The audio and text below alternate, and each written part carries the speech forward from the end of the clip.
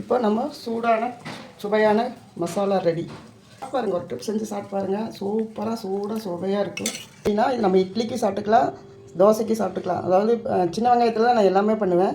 சின்ன வெங்காயம் ஒரு 20 பல், பச்சை மிளகாய் 2, கருவேப்பிலை கொஞ்சம், தக்காளி கட் பண்ணி வச்சுருக்கேன். அது மிக்ஸி ஜாரில் 1 கப் தேங்காய்,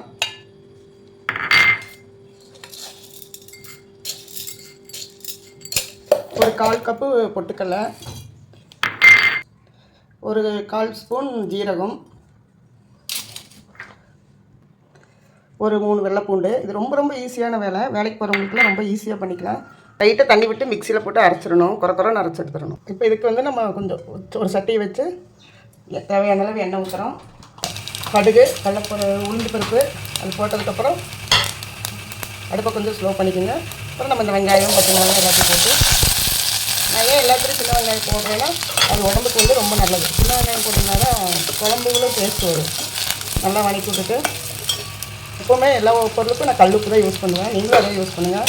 அதுதான் உடம்புக்கு ரொம்ப நல்லது. கண்ட உப்பெல்லாம், சால்ட் உப்பெல்லாம் யூஸ் பண்ணாதீங்க.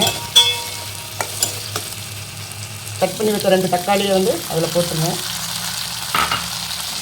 தக்காளி நல்லா போட்டுவிட்டு கொஞ்சம் நேரம் ஒரு 2 மினிட்ஸ் வதக்கி விட்டுட்டு மஞ்சத்தூள் கொஞ்சம் போட்டுக்கோங்க. நல்லா வதக்கி விட்டுட்டு கடலையும் தேங்காயும் அரைச்சி ஊற்றிடுங்க. லைட்டாக தண்ணி ஊற்றி அலசி ஊற்றிக்கோங்க.